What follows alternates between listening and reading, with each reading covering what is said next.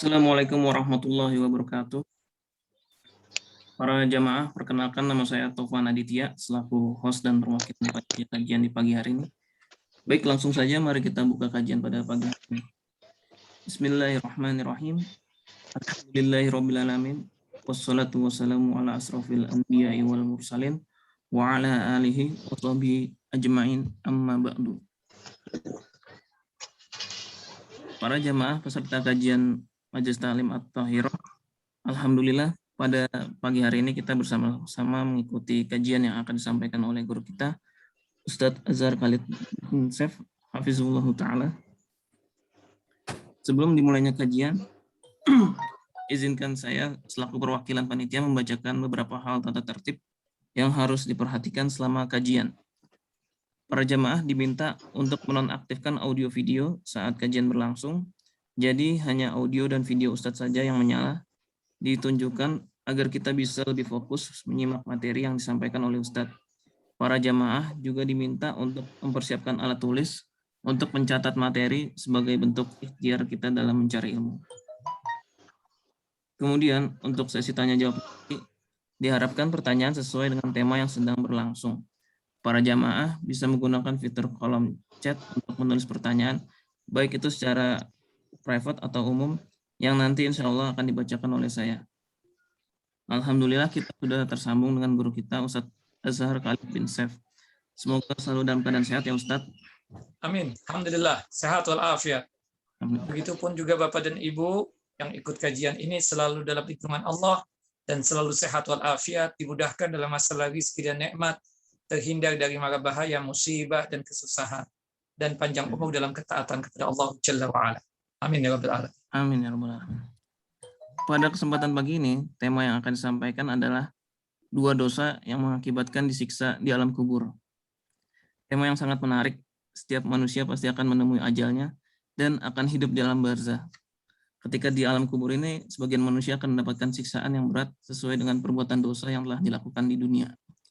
Ustadz, sepertinya para peserta sudah tidak sabar untuk menyimak dan mendengarkan materi yang akan disampaikan. Untuk mempersingkat waktu, kami persilakan. Tafadhol Ustadz. Jazakallah khairan, Pak Topan. Bismillahirrahmanirrahim. Assalamualaikum warahmatullahi wabarakatuh. Innal hamdalillah nahmaduhu wa nasta'inu wa nastaghfiruh wa na'udzu billahi min syururi anfusina wa min sayyiati a'malina. May yahdihillahu fala mudilla lahu wa may yudlil fala hadiya lahu. Asyhadu an la ilaha illallah wahdahu la syarika lah wa asyhadu anna Muhammadan abduhu wa rasuluh. Wa laqad qala Allah ta'ala fil Qur'anil 'azim, ya ayyuhalladzina amanu taqullaha haqqa tuqatih wa la tamutunna illa wa antum muslimun. Wa ba'd, wa bisakhli sadri wa yassir li amri wahlul 'uqdatam min lisani yafqahu qawli. Allahumma anfa'na bima 'allamtana wa 'allimna ma yanfa'una wa zidna 'ilma. Allahumma inna na'udzubika min zawali ni'matika wa fujati niqmatika wa tahawuli 'afiyatika wa jami'i sakhatika. Ikhwani wa akhawati fid din, a'azani wa a'azakumullah. Bapak Ibu Majelis Ta'lim At-Tahirah yang selalu dilindungi dan dijaga oleh Allah Jalla wa'ala dan dimuliakan oleh Allah Subhanahu wa ta'ala. Alhamdulillah pada kesempatan kali ini kita bisa berjumpa dan bersua untuk tujuan ta'ammuk dan tafaqquh fid din, untuk tujuan memperdalam din Allah dan agama Allah Jalla wa'ala.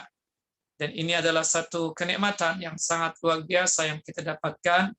Tidak semua muslimin, tidak semua muslimat mendapatkan nikmat sebagaimana yang kita dapatkan pada kesempatan kali ini.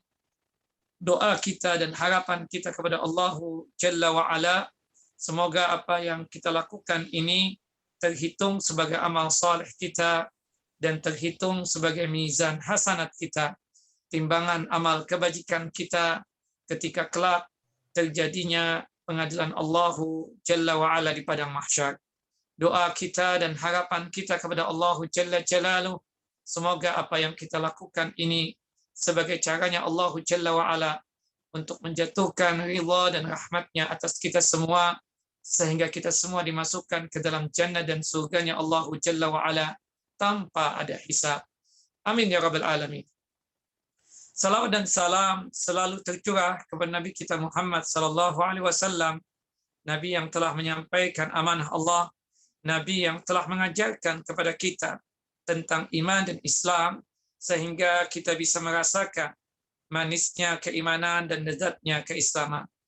Bapak dan Ibu yang dimuliakan oleh Allah Jalla wa'ala, insyaallah pada kesempatan kali ini kita akan menyampaikan satu hadis Nabi Sallallahu Alaihi Wasallam yang dimana di dalam hadis tersebut berisi tentang dua dosa besar yang mengakibatkan seseorang diazab dan disiksa di alam kuburnya. Kita bacakan hadisnya dari sahabat yang mulia Abdullah ibnu Abbasin radhiyallahu anhuma. Semoga Allah Jalla wa ala meridhai beliau dan meridhai ayahnya yang bernama Abbas. Qala berkata, marra an-nabiy sallallahu alaihi wasallam bi kubraini. Nabi SAW pernah datang ke pemakaman Baqi. Pada saat itu beliau melewati dua kuburan. Kemudian Nabi kita Muhammad sallallahu alaihi wasallam berkomentar tentang dua kuburan tersebut. Kata beliau sallallahu alaihi wasallam, innahuma la yu'adzabani. Sesungguhnya dua kuburan tersebut penghuninya itu sungguh sedang diazab dan disiksa di alam kubur mereka. Wa ma yu'adzabani fi kabirin. Kedua penghuni kuburan tersebut diazab, disiksa oleh Allah Jalla wa ala di alam kuburnya bukan dikarenakan perkara yang berat dan susah untuk mereka tinggalkan ketika hidup di dunia. Artinya, dua dosa ini sangat mudah untuk mereka tinggalkan ketika hidup di dunia. Amma ahaduhuma, penghuni kuburan yang pertama itu disiksa diazab disebabkan fakana la yastatiru minal baul, dikarenakan tidak bersih dalam masalah cebok. Percikan air seni ya menempel di pakaiannya atau di celananya. Dia tahu bukan tidak tahu. Itu yang mengakibatkan dia tersebut disiksa di alam kuburnya atau di alam barzahnya. Wa ammal akhar, adapun penghuni kuburan yang kedua disiksa dikarenakan fakana yamshi bin namimah. Dulu ketika hidup di dunia suka betul melakukan perbuatan dosa besar, suka mengadu domba manusia. Ya, manusia diadu. Ya, dengan menukil atau mengambil ucapan satu orang yang dia sampaikan kepada musuh orang tersebut. Apalagi berkaitan dengan pasangan suami istri. Pasangan suami istri baik-baik, Masya Allah, hidup dalam kondisi samara, sakinah, mawaddah, dan rahmah. Tahu-tahu dia adu domba itu pasangan suami istri. Nauzubillah. Itu dosanya, dosa besar. Mengakibatkan dia tersebut diadab, disiksa di alam kuburnya. Fa'akhadha jaridatan ghatbatan. Nabi kemudian mengambil pelepah kurma yang basah. Satu pelepah kurma yang basah. Fasyaqqaha nisfain. Kemudian Rasulullah patah hingga pelepah kurma tersebut menjadi dua bagian. Fagharaza fi kulli qabrin wahidatan. Belahan pertama dari satu pelepah kurma tersebut ditancapkan di kuburan yang pertama, sedangkan belahan pelepah kurma yang kedua beliau tancapkan di kuburan yang kedua. Faqalu, para sahabat ridwanullah ajma'in bertanya, ya Rasulullah, lima fa'alta hadha? Wahai Rasulullah, kenapa antum melakukan itu? Belahan pelepah kurma ya antum tancapkan di kuburan dari dua kuburan tadi. Apa sebabnya ya Rasulullah? Kenapa antum melakukan? Qala Rasulullah sallallahu alaihi wasallam. Rasulullah sallallahu alaihi wasallam menjawab, la'allahu yukhaffafu anhuma ma lam yaybasa. Semoga sebab pelepah kurma yang basah ini Allahu Jalla wa'ala meringankan azab mereka berdua di alam kuburnya selama pelepah kurma ini tidak mengering. Artinya ketika pelepah kurma ini masih basah, mudah-mudahan Allahu Jalla wa'ala meringankan azab mereka berdua di alam kuburnya. Hadis ini sahih, dikeluarkan oleh Al-Imam Al-Bukhari di dalam kitab sahih beliau pada nomor hadis 218, dan hadis ini dikeluarkan oleh Imam Muslim dalam kitab sahih beliau pada nomor hadis 292. Ada 3 pembahasan yang akan kita bahas dari hadis ini. Yang pertama, perawi hadis ini, yaitu yang bernama Abdullah ibnu Abbas. Yang kedua, kosakata yang ada pada hadis ini. Yang terakhir, pembahasannya adalah ilmu yang bisa kita dapatkan dari hadis ini. Yang pertama, rawi hadis ini, Abdullah bin Abbas bin Abdul Muttalib al-Hashimi al-Qurashi. Beliau panggilannya itu adalah Abul Abbas. Namanya kunyah. Kalau bahasa Indonesianya panggilan. Seperti misalnya Akhtofan punya anak namanya Ahmad. Saya sebagai orang yang memuliakan, ya Bang Topan, saya memanggil beliau tidak langsung dengan namanya Topan tidak, tapi saya memanggil dengan sebutan Abu Ahmad karena beliau punya anak namanya Ahmad. Nah, itu yang disebut dengan kunyah dan hukumnya tersebut sunnah.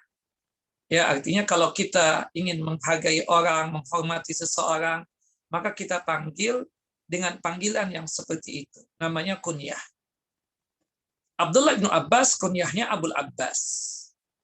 Hebru ummah. Beliau itu tintanya umat ini. Saking luar biasanya dalam masalah ilmu. Wa faqihuha. Sangat paham tentang ilmu din dan ilmu agama. Wa turjumanul Quran. Dan sangat paham tentang tafsir Al-Quranul Karim. Ya, Abdullah bin Abbas ini sempat didoakan oleh Nabi. Doanya sebagai berikut. Allahumma faqihu fid din wa 'allimhu at-ta'wil. Ya Allah, pahamkan Abdullah bin Abbas tentang agama ini. Dia mengerti tentang yang mana yang halal, yang mana yang haram, yang mana yang perintah, dan yang mana larangan. Dan tolong, ya Allah, ajarkan kepada dia, berikan dia ilmu ta'wil, yaitu ilmu tafsir Al-Quranul Karim. Wulida qabla hijrah bisalasi sinin. Beliau terlahir ke muka bumi ini 13 tahun sebelum hijrah. Nah, artinya Abdullah bin Abbas ini sangat belia sekali. Ya, 13 tahun, tepatnya tahun pertama kenabian, Abdullah bin Abbas ini lahir ke muka bumi ini. Beliau ini memang sahabat Nabi yang paling belia.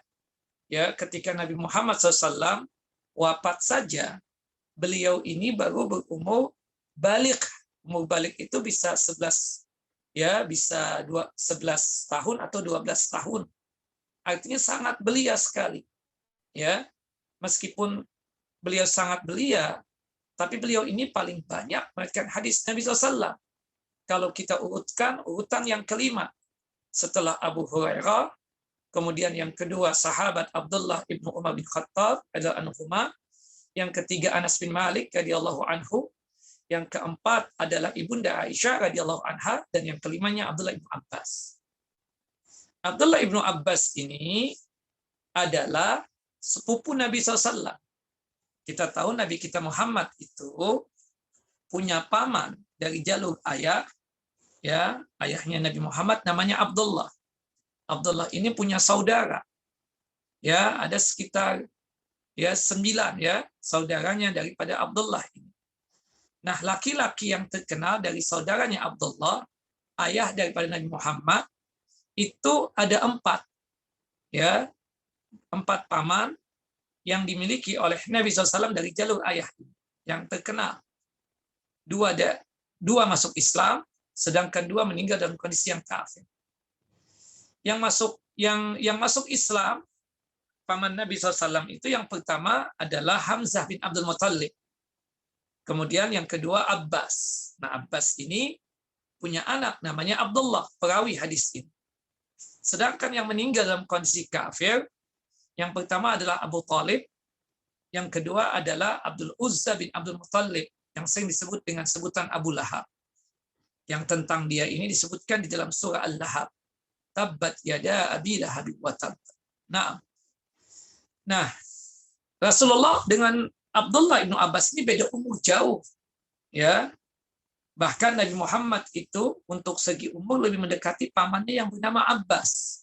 Abbas ini lebih tua 2 tahun ketimbang Nabi SAW.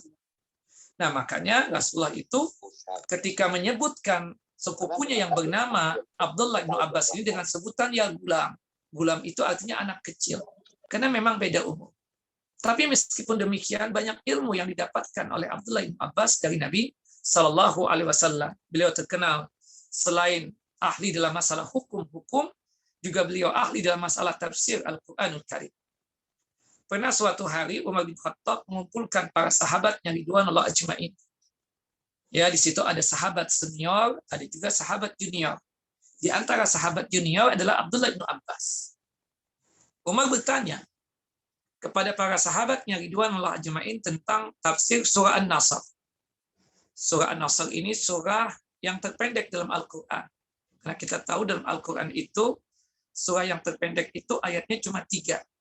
Ya, salah satunya adalah surah An-Nasr. Surah An-Nasr. Idza jaa nasrullahi wal fath. Ayatnya cuma 3 ayat. Umar bin Khattab bertanya kepada para sahabat, ini kira-kira maksud daripada surah An-Nasr ini apa ya? Di antara mereka semuanya hampir menjawab dengan sebutan Fathul Mekkah, penaklukan kota suci Mekkah. Ya, sahabat junior ataupun sahabat junior menjawab seperti itu. Kecuali Abdullah bin Abbas. Abdullah bin Abbas menjawab bahwasannya surah An-Nasr itu benar. Itu berkaitan erat dengan penaklukan kota suci Mekkah. Tapi kalau Mekkah sudah dikuasai dan manusia berbondong-bondong masuk Islam, berarti di situ menunjukkan qurbu mautin Nabi SAW. Dekatnya wafatnya Nabi SAW. Semua sahabat menangis mendengar ucapan Abdullah bin Abbas. Dan benar, itu apa adanya. Karena Rasulullah SAW 2 tahun setelah penaklukan kota suci Mekkah, Nabi kita Muhammad SAW meninggal dunia.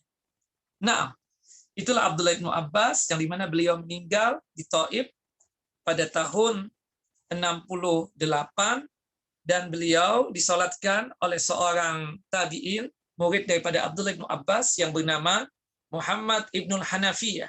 Muhammad ibnul Hanafiyah ini adalah cucu daripada Ali bin Abi Thalib radhiyallahu an. Beliau mengatakan pada saat Abdullah bin Abbas meninggal dunia, al-yauma mata rabbaniyun hadhil ummah. Rabbaniyu hadhil ummati. Al-yauma mata rabbaniyu hadhil ummati. Bahwasanya hari ini telah meninggal seorang yang mumpuni dengan keilmuan sekaligus ahli ibadah dari umat ini, yaitu Abdullah ibnu Abbas radhiyallahu anhu. Nah, itu tentang rawi Abdullah ibnu Abbas. Kemudian kosakata yang ada pada hadis ini disebutkan ya bi ini. Nabi Muhammad melewati 2 kuburan. Nah, itu ya dikatakan oleh para ulama kejadiannya adalah di kota suci Madinah. Memang tidak disebutkan secara jelas apakah itu di Baqi, pemakaman Baqi yang ada di Madinah, ataukah di pemakaman yang lain. Nah, seperti itu. Kemudian di sini maksud innahuma, sesungguhnya 2 penghuni kuburan tersebut sedang diadab di alam kuburnya. Di sini Bapak dan Ibu yang bisa kita dapatkan bahwasannya ya tentang adab kubur itu ada, dan itu derajatnya adalah mutawatir. Mutawatir itu artinya hadis yang berbicara itu kedudukannya untuk kepercayaan kita dan keyakinan kita itu seperti percaya kita dengan Al-Qur'anul Karim yang tidak mungkin kita meragukannya.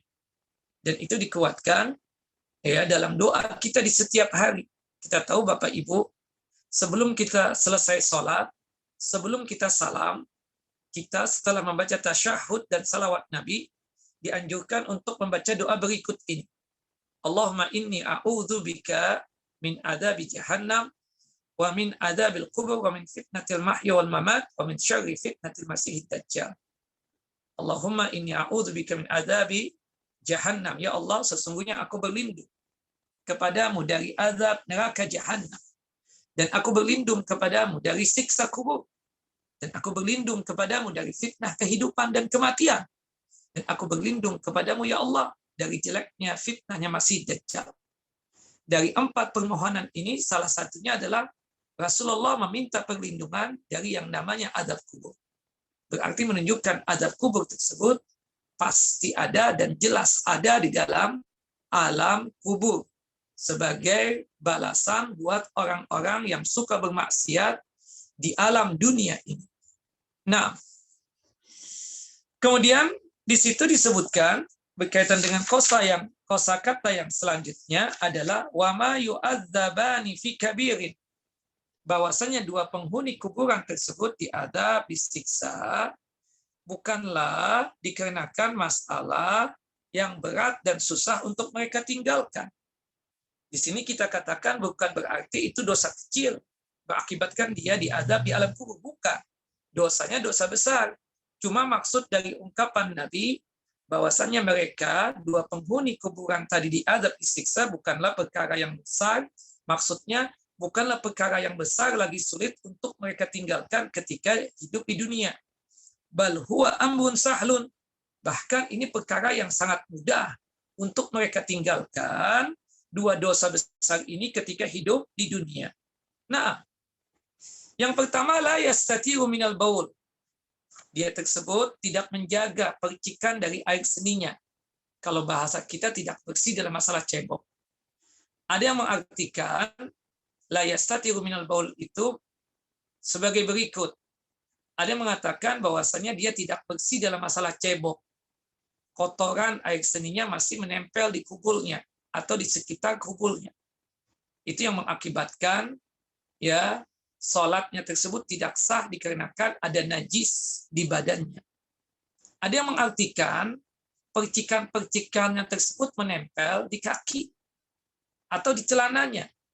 Makanya Bapak, kalau kita mau buang air kecil dalam kondisi berdiri, bolehkah Ustadz kencing dalam kondisi berdiri? Boleh. Nabi pernah melakukan itu.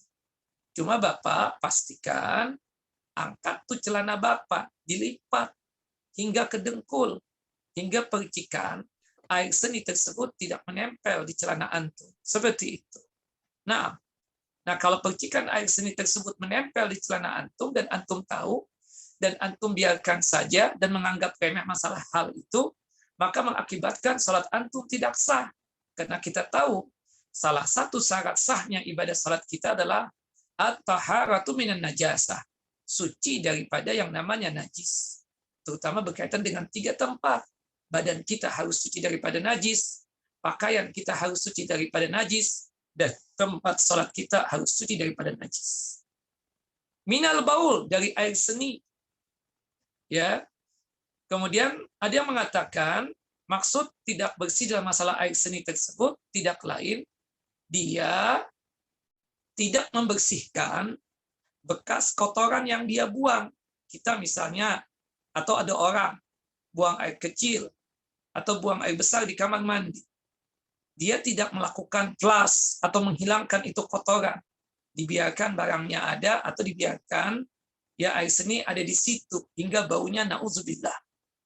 Ada orang lain yang masuk ke kamar mandi tersebut sehingga membuat dia mengutuk orang yang melakukan hajat yang tidak dibersihkan tadi hajatnya, atau buang air kecilnya, buang air besarnya tidak dibersihkan. Ada yang mengartikan bahwasannya itu juga termasuk yang mengakibatkan nanti kelak dia diazab, disiksa di alam kubur.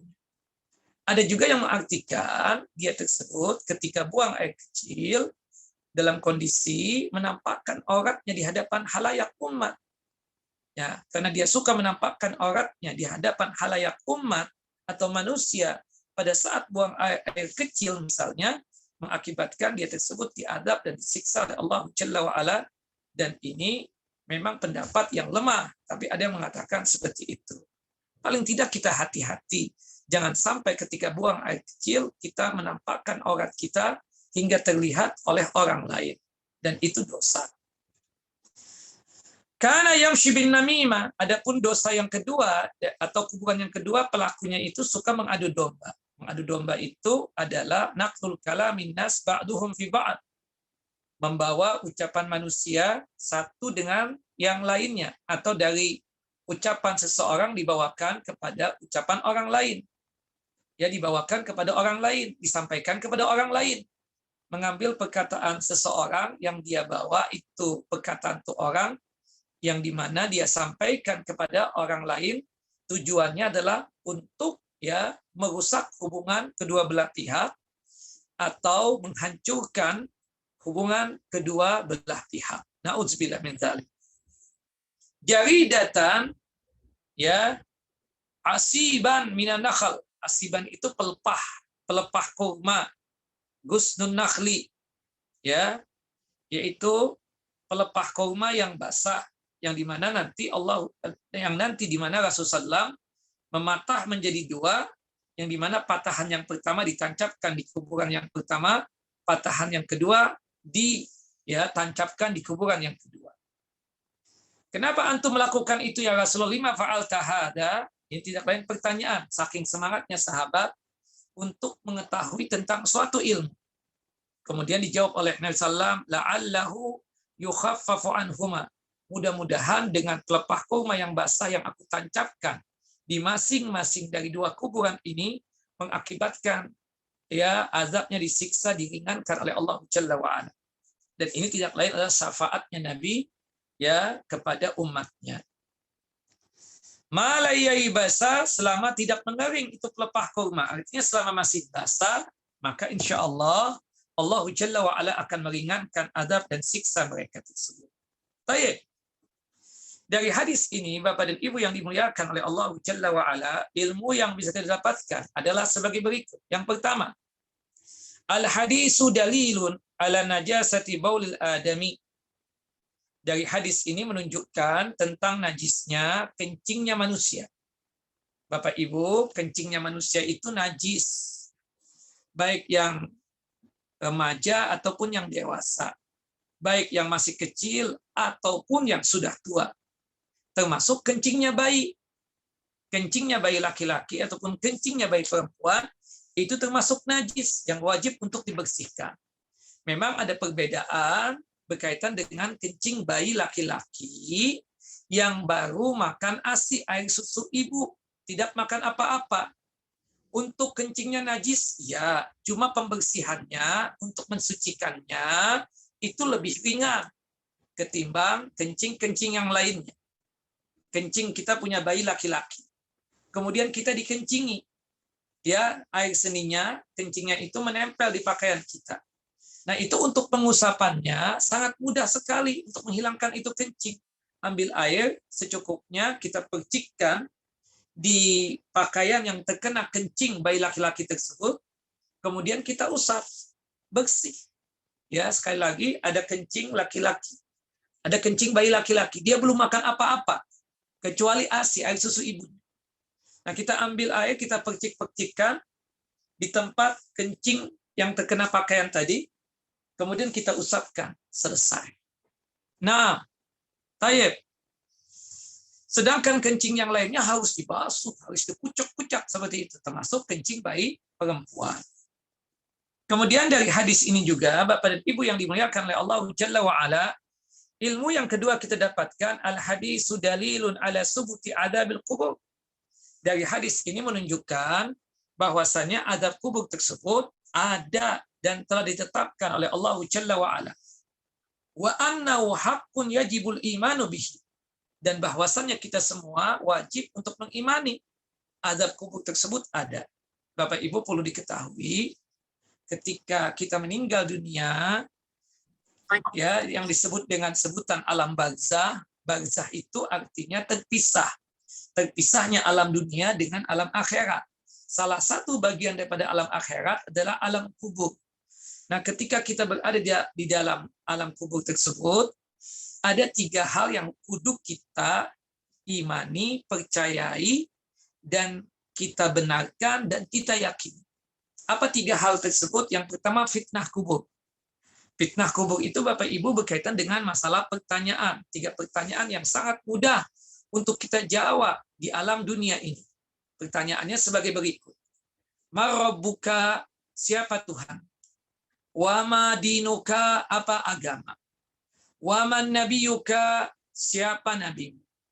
Nah, 3 pertanyaan ini namanya Bapak Ibu fitnah kubur. Namanya apa? Fitnah kubur. Jika dia sanggup untuk menjawab 3 pertanyaan ini, dipastikan dia sukses di alam kubur dan sukses di padang mahsyar hingga masuk ke dalam jannah dan surganya Allah Jalla wa'ala. Dia sanggup untuk menjawab ketika ditanya oleh Munkar dan Nakir. Marabbuka, siapa Tuhan? Ya, Rabbi Allah, Tuhanku Allah. Marabbuka, Rabbi Allah. Wa madinuk, apa agamamu? Dinil Islam, agamaku Islam. Wa man nabiyyuk, siapa nabimu? Nabi Muhammad. Nah, 3 pertanyaan itu sanggup kita jawab. Marabbuka, ya Rabbi Allah, Tuhanku Allah. Wa madinuka, apa agamamu? Dinil Islam. Wa man nabiyuka, siapa nabimu? Kita jawab Nabi Muhammad sallallahu alaihi wasallam. Berarti dia sukses. Ya, dilapangkan kuburannya sejauh mata memandang dan ditampakkan ya pintu surga dan terbuka untuknya hingga dia merasakan nikmat yang ada di surga tersebut meskipun belum masuk dalam surga. Ya, kemudian ada yang menemani dia, seseorang yang baik rupa, bagus pakaian, bersih badan, yaitu amalan baik dia. Nanti kelak akan berwujud ya, berwujud sebagaimana lazimnya manusia. Seperti itu yang dikatakan dalam hadis yang sahih. Ya, hadis dari Bara bin Azib radhiyallahu anhu. Nah, kemudian kalau dia sanggup menjawab, dia akan mendapatkan nikmat kubur. Kalau dia tidak bisa menjawab, nah dia akan terkena yang namanya azab kubur.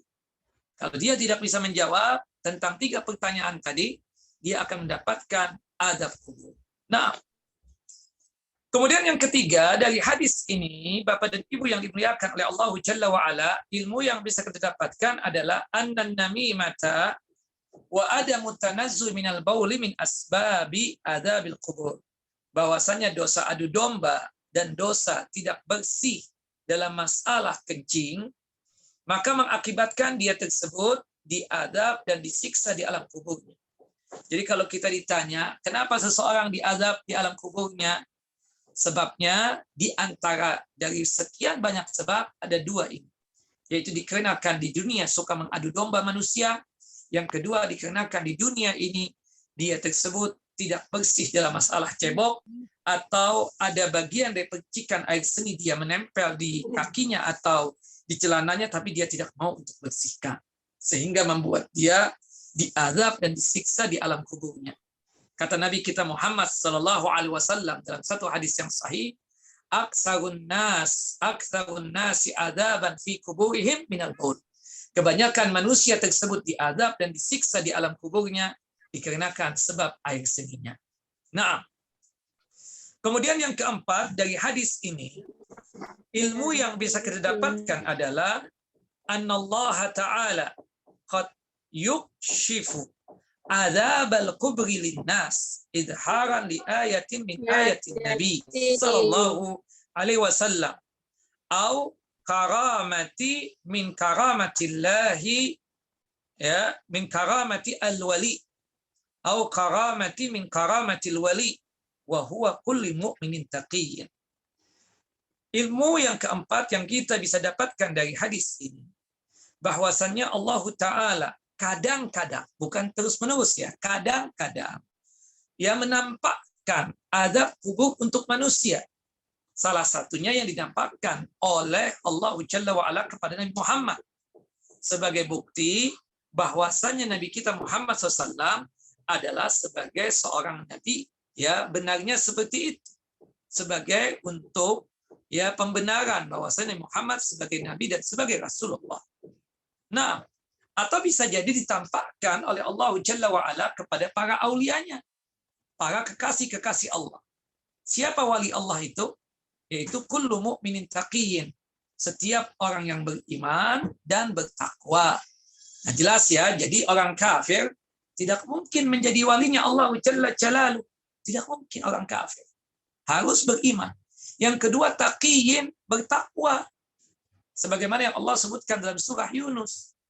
Bertakwa itu artinya apa? Menghindari adab Allah dan siksa Allah Jalla wa'ala dengan melaksanakan perintah-perintah Allah dan menjauhi segala larangan-larangan Allah Jalla wa'ala. Artinya terasa tidak mungkin orang yang suka maksiat, yang suka durhaka kepada Allah, atau orang kafir kita katakan menjadi walinya Allah, menjadi kekasihnya Allah Jalla Jalaluh. Apalagi kita katakan orang yang tidak menjalankan syariat seperti orang gila. Kalau kita lihat di YouTube itu, ada orang-orang yang mengklaim dirinya sebagai wali. Masyarakatnya mensetujui. Padahal orang tersebut tanpa berpakaian. Auratnya kelihatan kemana-mana. Bau badan, ya, bau badan, bau mulut. Nauzubillah. Ya, aurat kelihatan kemana-mana. Gak pernah sholat. Gak pernah melaksanakan amalan dan ibadah. Dibilang wali. Yang disebut dengan majdub itu. Nauzubillah. Ini pelecehan kepada para nabi dan ini pelecehan kepada orang-orang mukmin yang saleh. Syarat utama untuk menjadi walinya Allah Jalla wa'ala adalah beriman kepada Allah Jalla wa'ala sekaligus bertakwa. Orang yang tidak bertakwa, perintah-perintah Allah Jalla wa'ala tidak pernah dia laksanakan.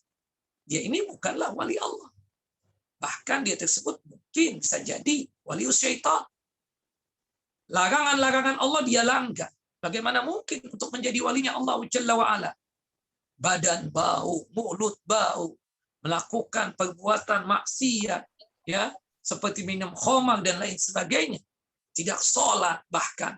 Disebut wali. Na'udzubillah. Na'udzubillah. Ya, jadi kita katakan wali itu adalah setiap orang mukmin yang bertakwa kepada Allah Jalla wa'ala.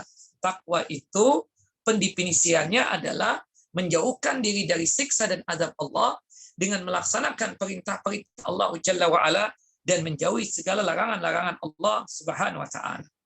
Nah, yang kelima, Bapak dan Ibu yang dimuliakan oleh Allah Jalla wa'ala, ilmu yang bisa kita dapatkan dari hadis ini. Al-hadisu dalilun ala wujubi tanazzul insani min baulihi wa kada sa'iru al-abwali an-najasah wa dzalika bi ghuslil bauli wa izalati atharihi minal badani awis thawbi aw makanis shalah wa tahrimi tasahuli bidzalika. Bapak Ibu, yang kelima, ilmu yang bisa kita dapatkan dari hadis ini adalah hadis ini menunjukkan wajibnya manusia untuk membersihkan air seninya. Ya, baik yang menempel di pakaiannya atau yang masih ada di lubang kloset itu, tempat pembuangan kotoran. Kita bersihkan, kita siram. Ya, kalau percikan air seni tersebut menempel di pakaian di celana, ambil air, diusap, dibersihkan, dihilangkan, ya. Nah, dan air seni itu kan najis, sama dengan najis-najis pada umumnya. Berhubung itu najis, maka wajib untuk dibersihkan tuh air seni. Dan sisa-sisanya pun juga wajib untuk dihilangkan. Yang menempel di badan harus dibersihkan, yang menempel di pakaian harus dibersihkan tuh air seni, dihilangkan tuh air seni. Yang menempel di tempat sholat harus dibersihkan tuh air seni, dicuci tuh karpet, ya, hilangkan, ya, bekas orang kencing di situ atau air seni yang menetes di situ. Nah, wa tahrimu tasahuli bidzalika, ya, wa tahrimi tasahuli bidzalika, dan haram meremehkan masalah membersihkan, ya, air seni tersebut. Nah, dan subhanallah kita katakan di sini Bapak dan Ibu yang dimuliakan oleh Allah Jalla wa ala, sedikit pemahaman tentang masalah najis. Najis itu Bapak Ibu adalah segala sesuatu yang dianggap kotor dan menjijikkan oleh Allah dan Rasul. Artinya yang menganggap kotor itu siapa? Allah. Yang menganggap sesuatu tersebut najis, ya, dikarenakan anggapan itu kotor adalah Rasulullah SAW. Makanya para ulama sepakat segala sesuatu yang keluar dari wajah kita ini, baik dari mulut, dari hidung, dari mata atau telinga, tidaklah najis. Kita muntah. Muntahannya menempel di pakaian kita. Ustadz, boleh nggak itu pakaian dibawa untuk salat? Boleh. Karena muntah itu bukanlah najis. Ludah, dahak yang keluar dari mulut bukanlah najis. Meskipun kita geli dan menjijikkan buat kita itu. Tapi menurut Allah dan Rasulnya itu tidaklah najis. Kemudian darah yang keluar di hidung, termasuk pupilnya juga, itu tidak najis. Yang keluar dari telinga juga, kotoran-kotoran apapun termasuk darahnya, itu pun juga apa? Tidak najis. Nah, yang ada dalam tubuh manusia ini, yang najis itu yang prosesnya melalui kubul dan dubur. Segala sesuatu yang keluar dari kubul dan dubur kita yang bagian bawah itu, baik yang depan ataupun yang belakang, itu semuanya najis. Kecuali satu, yaitu air mani. Kalau air mani tidak najis. Tapi selain air mani, ya itu semuanya najis. Kita buang air kecil, sama dengannya kencing. Itu adalah najis kencing itu. Kita buang air besar, sama dengannya adalah kotoran. Kotoran bekas buang air besar tersebut adalah najis. Keputihan, madi, wadi, dan lain sebagainya, semuanya adalah najis. Naam. Kecuali air mani. Air mani meskipun kita wajib mandi, kalau kita dapat air mani, tapi air mani itu apa? Tidaklah najis. Itu yang dikatakan oleh Allah dan dikatakan oleh Nabi kita Muhammad sallallahu alaihi wasallam. Nah, sedikit tambahan juga, kalau untuk kotoran binatang, itu yang sepakat ulama adalah kotoran binatang yang haram dimakan dagingnya. Itu kotorannya apa? Kita katakan najis. Kecuali binatang-binatang yang haram, yang tidak ada darahnya. Seperti cicak, itu kalau kita injak-injak sekalipun nggak ada darahnya. Nah, kotorannya bagaimana Ustadz? Kotorannya tidaklah najis, karena dia tersebut binatang yang aslinya tidak ada darah. Kalau toh ada darah, membeku, tidak mencair. Seperti itu. Jadi kotorannya cicak tidaklah najis. Kemudian selanjutnya, ya kotoran kita katakan keong, ya kotoran kecoa, kotoran kecoa itu kan kalau kita injak itu tidaklah najis, ya. Kotoran kecoa itu kita injak-injak, ya kecoa kita injak-injak itu tidak mengeluarkan darah, karena memang kecoa itu tidak ada darahnya. Nah, kecoa haram dimakan, ya. Tapi untuk kotorannya bagaimana Ustadz? Kecoa itu najis nggak? Berhubung kecoa tidak ada darahnya, maka kotorannya tidaklah najis. Jadi sekali lagi, para ulama menjelaskan berdasarkan hadis yang sahih, bahwasannya seluruh kotoran binatang yang haram dimakan dagingnya, seperti kotoran anjing, kotoran kucing, kotoran gajah, singa, harimau, itu seluruh kotoran binatang yang haram dimakan dagingnya tersebut itu najis, kecuali binatang-binatang yang tidak ada darahnya, seperti cicak, ya, seperti cicak. Nah, kemudian adapun kotoran binatang yang halal dimakan dagingnya, seperti ayam, bebek, angsa, kuda, ya kita katakan, ya kotorannya tidaklah najis. Artinya Ustadz, kalau kotoran ayam menempel di pakaian gamis saya, kemudian pakaian gamis itu saya bawa sholat, sah nggak sholatnya? Sah. Karena kotoran ayam, kotoran bebek, kotoran binatang-binatang yang halal dimakan dagingnya, itu tidaklah najis. Nah, ini sebagai tambahan ilmu saja, karena disebutkan di sini, kencing manusia itu najis sama seperti pada umumnya kencing-kencing hewan yang haram yang dimakan itu najis. Nah, kecuali kita katakan, ya kencingnya, ya binatang yang halal dimakan dagingnya, kencing binatang yang halal dimakan dagingnya itu tidak najis. Seperti misalnya kencingnya onta. Kencingnya onta itu tidak najis, karena onta, ya binatang yang halal dimakan dagingnya. Bahkan kencingnya onta itu bisa apa? Sebagai pengobat, sebagai obat, sebagaimana disebutkan di dalam hadis Anas bin Malik radhiyallahu an, hadis yang dikeluarkan oleh Al-Imam Al-Bukhari. Wallahu a'lam bishawab. Nah, yang jelas kalau kencing manusia itu menempel di badan atau menempel di pakaian atau menempel di tempat sholat, maka hendaknya dibersihkan, dihilangkan, ya kencing tersebut. Nah, disucikan pakaian, badan, tempat sholat yang terkena kencing tersebut. Wallahu a'lam. Nah, kemudian dari hadis ini juga ilmu yang bisa kita dapatkan yang keenam, al-hadisu dalilun ala anna tarka at-tanazzu minal baul min kaba'iriz dzunub. Hadis ini menunjukkan bahwasannya orang yang meninggalkan untuk membersihkan air seni yang menempel di pakaian atau di celana itu termasuk dari dosa-dosa besar yang ada. Artinya kalau seseorang tidak bersih dalam masalah cebok, tidak bersih dalam masalah membersihkan air seninya yang menempel di pakaian dan di celana, berarti dia telah melakukan perbuatan dosa besar. Kenapa dikatakan dosa besar? Karena akibat hal yang dia lakukan seperti itu, tidak bersih dalam masalah cebok, tidak mau untuk membersihkan kencing yang menempel di pakaian atau di celananya, mengakibatkan dia tersebut diazab di alam kubur. Makanya Rasulullah dalam satu hadis menjelaskan, wa ma yu'adzabani fi kabirin. Itu dua dosa adalah dosa besar yang mereka itu sebenarnya tidak berat untuk meninggalkan itu dosa. Wa innahu lakabirun, dan perlu diketahui bahwasannya dua dosa tadi yaitu suka mengadu domba dan tidak bersih dalam masalah cebok atau tidak mau untuk membersihkan air seni yang menempel di pakaiannya atau di badannya, itu kategorinya adalah dosa besar. Wallahu a'lam.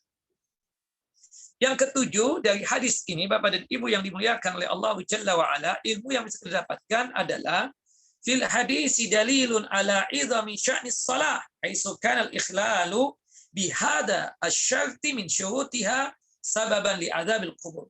Dalam hadis ini menunjukkan keagungan perkara ibadah salat, yang dimana sekedar luput satu syarat saja dari syarat-syarat sahnya ibadah salat mengakibatkan seseorang tersebut diazab di alam kuburnya. Kita tahu syarat sahnya ibadah salat itu ada 6. Yang pertama adalah suci daripada hadas. Baik itu hadas besar ataupun hadas kecil. Hadas besar disucikan dengan cara mandi, sedangkan hadas kecil disucikan dengan cara berwudu. Jika kita tidak bisa mandi dan tidak bisa berwudu, maka diganti dengan tayamum. Yang kedua, kita katakan syarat sahnya ibadah salat adalah suci daripada najis, terutama yang berkaitan tentang 3 tempat. Badan kita harus suci daripada najis, pakaian kita harus suci daripada najis, dan tempat salat kita harus suci daripada najis. Yang kelima, syarat sahnya ibadah salat adalah masuknya waktu salat fardu, al-ilmu bidukhuli awqatis salah, mengetahui masuknya waktu salat yang 5 waktu. Seperti sekarang belum zuhur. Di antara antum ingin zuhur sekarang, tidak boleh, tidak sah salatnya. Kenapa Bapak? Kenapa Ibu?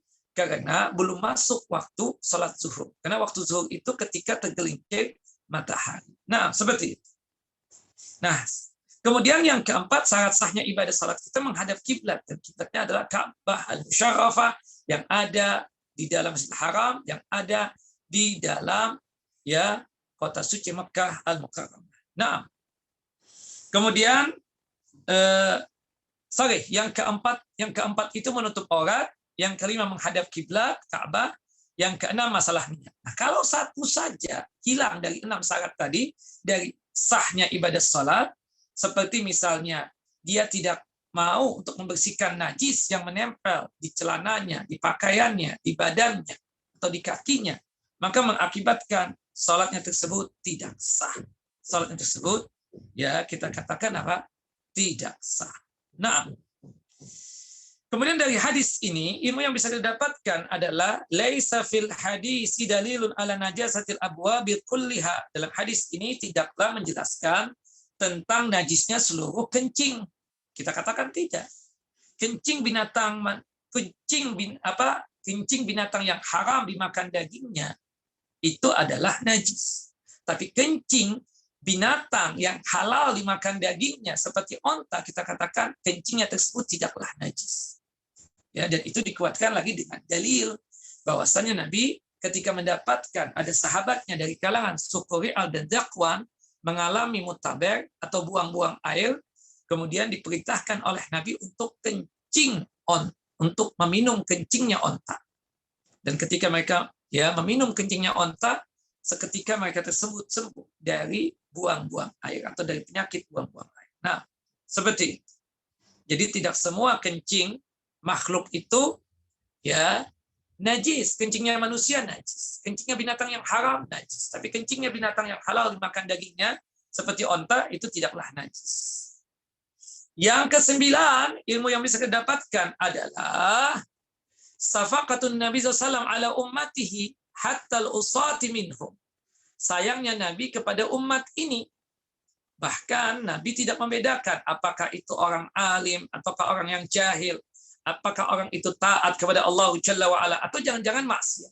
Hatta yang maksiat, tetap Rasulullah itu memiliki rasa kasih sayang kepada mereka, kesian kepada mereka. Salah satunya diwujudkan tadi para pelaku dosa besar, yaitu dua pelaku dosa besar mengakibatkan dia diadab di alam kuburnya. Yang satu tidak bersih dalam masalah buang air seni, yang satu lagi suka mengadu domba orang. Sayangnya Nabi diambil pelepah kurma yang basah, dipatah menjadi dua, kemudian patahan yang pertama ditancapkan di kuburan yang pertama, patahan yang kedua ditancapkan di kuburan yang kedua. Tujuannya mudah-mudahan Allah ya meringankan azab mereka. Dan ini sebagai syafaatnya Nabi SAW. Yang ke-10, ilmu yang bisa didapatkan dari hadis ini adalah anna syafa'ata qad takunu muaqqatatan ila haddi muayyanin. Bahwasanya syafaat itu bisa berlaku sementara dengan waktu yang tertentu, tidak lama-lama. Salah satunya dikatakan oleh Nabi, selama ini pelepah kurma masih basah, mudah-mudahan azab dan siksanya diperingan oleh Allah Jalla wa'ala. Artinya kalau sudah kering, maka tidak ditolong lagi. Seperti itu. Nah, kemudian yang ke-11, ilmu yang bisa didapatkan dari hadis ini, tahrimun namimati wa annaha min kaba'ir dzunub. Haramnya melakukan perbuatan dosa, suka mengadu domba manusia. Dan suka mengadu domba manusia itu termasuk kategori dosa besar dari dosa-dosa besar yang ada. Bahkan Al-Imam Al-Bukhari di dalam kitab Adabul Mufrad, beliau membuat satu bab khusus tentang masalah namimah, suka mengadu domba manusia. Dalam babnya tersebut, an-namimatu minal kabair. Yang melakukan perbuatan dosa namimah, suka mengadu domba manusia, itu adalah perbuatan dari dosa-dosa besar yang ada. Makanya Rasulullah SAW dalam satu hadis yang sahih menyatakan, la yadkhulul jannata nammamun. Tidaklah masuk surga ya orang yang suka namam, suka mengadu domba manusia tersebut. Nah, yang ke-12 dari hadis ini, ilmu yang bisa didapatkan adalah hirsus sahabati radhiyallahu anhum ala ma'rifatil hikmah fi fi'lin Nabi sallallahu. Semangatnya sahabat untuk mengetahui hikmah di balik perbuatan Nabi. Ya, sahabat nanya ketika Rasulullah menancapkan dua patahan pelepah kurma di kuburan, ya, orang yang melakukan perbuatan dosa besar tadi, Rasulullah di ujungnya mengatakan, mudah-mudahan dengan pelepah kurma yang basah ini bisa meringankan azabnya.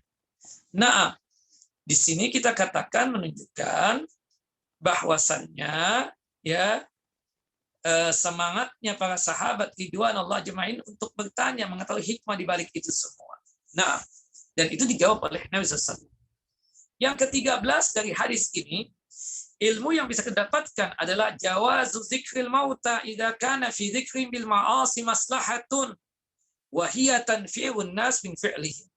Dibolehkan kita menyebutkan orang-orang yang sudah meninggal dunia, yang dimana ketika dia hidup di dunia suka maksiat dan suka melakukan perbuatan dosa. Ya, kita ceritakan kepada anak kita, ya jangan sampai nak seperti si fulan. Si fulan itu ketika hidupnya suka betul ya tidak bersih dalam masalah istinja, suka betul mengadu domba manusia, suka betul berjudi. Nah, akibatnya dia meninggal dunia. Ya, di sini kita katakan bahwasannya menyebutkan orang yang sudah meninggal dunia, keburukan-keburukannya tidak mengapa jika ada maslahahnya, jika ada manfaatnya buat orang yang kita ceritakan tersebut. Seperti itu. Nah, tapi kalau nggak ada maslahatnya, nggak ada manfaatnya, itu sama dengan ghibah. Ghibah kepada orang yang hidup. Artinya ghibah, ya, ghibahnya kita kepada orang yang sudah meninggal dunia, itu lebih berat dosanya ketimbang ghibah-ghibah yang dilakukan oleh kita untuk kita ghibahi dan gosipi orang-orang yang masih hidup dari kalangan kaum muslimin. Seperti itu. Nah, kemudian dari hadis ini juga ya, tujuannya apa tadi? Kenapa kita menceritakan orang yang sudah meninggal dunia, yang suka melakukan maksiat, supaya manusia lari dari perbuatan yang pernah dia lakukan ketika hidup di dunia tersebut.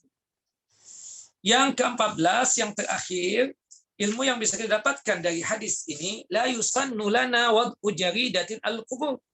Tidak disunahkan bagi kita untuk meletakkan pelepah kurma di atas kuburan. Baik itu pelepah kurma ataupun pelepah pisang. Baik itu cuma sekedar kita katakan berkaitan dengan yang basah-basah seperti bunga mawar misalnya, ataupun bunga-bunga yang lainnya seperti bunga komboja misalnya, itu pun juga tidak boleh. Kan ada orang tuh ketika habis dikuburkan, dia baru membawa bunga mawar beserta air-airnya, dia taburkan tuh bunga di kuburan tersebut hingga dia sirami dengan air bunga mawar tadi itu. Kita tanya, kenapa antum begitu? Kata dia, mengamalkan hadis Nabi yang meletakkan patahan atau 2 patahan pelepah kurma di 2 kuburan yang beliau lewati. Bapak, Ibu, itu salah pengertian. Itu waktu itu kejadiannya Rasulullah ditampakkan tentang orang yang sedang disiksa di alam kubur. Rasulullah kesihan karena ini umatnya juga. Rasulullah mengerti, paham siapa dia. Kemudian Rasulullah mengatakan, tolong dong tunjukkan aku di mana kuburannya. Aku ingin menyolatkan jenazahnya. Nah, dari sini kita katakan kalau kita mendapatkan mayit dari pihak keluarga kita atau teman kita sudah dikuburkan, maka kita boleh untuk datang ke kuburannya untuk menyolatkan jenazahnya. Karena kita belum menyolatkannya sebagaimana dilakukan oleh Nabi Muhammad sallallahu alaihi wasallam ketika mendapatkan bahwasannya beliau tersebut mendapatkan seorang sahabat yang meninggal dunia. Nah, di dalam perjalanan itu Nabi Muhammad SAW kembalinya dari pemakaman melewati 2 kuburan. Di situ ditampakkan oleh Allah Jalla wa'ala 2 penghuni kuburan sedang diazab. 2 penghuni kuburan ini saja waktu itu, tidak terus-menerus, karena kita tahu alam barzah, alam kubur itu adalah perkara yang gaib. Tidak ada yang tahu kecuali Allah Jalla wa'ala. Sebagaimana yang Allah Subhanahu wa taala firmankan dalam surah Luqman, surah yang ke-31 ayat yang terakhir atau ayat 34. Nah, seperti itu. Walhasil kadang-kadang Allah menampakkan untuk nabinya termasuk Nabi Muhammad SAW tentang apa yang terjadi berkaitan dengan hal yang gaib. Seperti itu. Nah, di situ Nabi sayang kepada umat yang melakukan perbuatan maksiat tadi, kemudian diambillah pelepah kurma yang basah, ditancapkanlah 2 kuburan tersebut. Doanya Nabi, mudah-mudahan 2 penghuni kuburan tersebut dikurangi siksanya, diringankan siksanya. Nah, kejadiannya cuma satu-satunya itu saja. Sedangkan yang lainnya tidak pernah terjadi lagi. Nah, jadi di sini menunjukkan bahwasannya meletakkan pelepah kurma atau pelepah pisang atau bunga-bungaan setelah menguburkan mayit itu tidak disunnahkan. Rasulullah tidak pernah memerintahkan para sahabat ridwanullah ajma'in untuk mengambil pelepah kurma yang basah kemudian ditancap-tancapkan di kuburan-kuburan pemakaman baki, tidak pernah.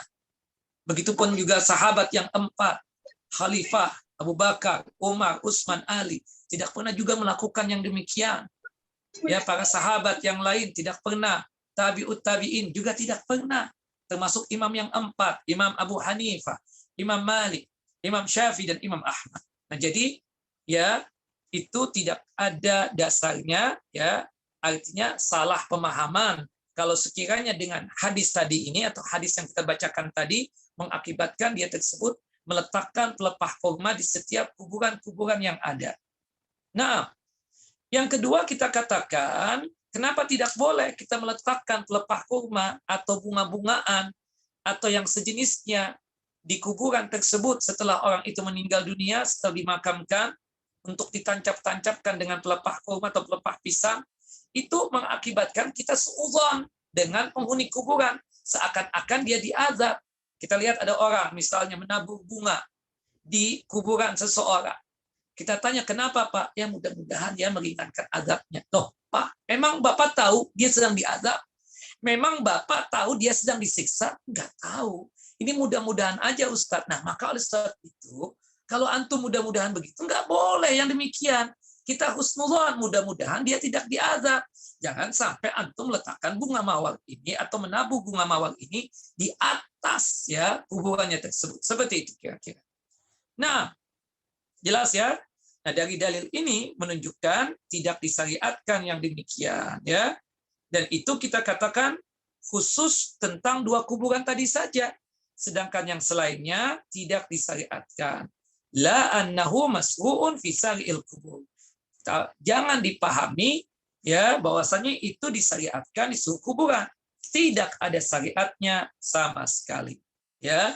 Jadi kesimpulannya tidak boleh kita meletakkan pelepah kurma atau pelepah pisang ya atau tabur bunga mawar di kuburan seseorang ya. Itu tidak pernah dituntunkan dan diajarkan oleh Nabi SAW. Kalau sekiranya itu disunahkan, pastinya Rasulullah melakukan hal itu. Tidak hanya sekedar di 2 kuburan itu tadi saja. Tapi ternyata Rasulullah cuma melakukan itu di 2 kuburan itu tadi saja. Sedangkan yang lainnya tidak dilakukan oleh Nabi SAW. Menunjukkan bahwasannya amalan tabur bunga mawar di kuburan atau menancapkan pelepah kurma, pelepah pisang, itu kita katakan tidak boleh.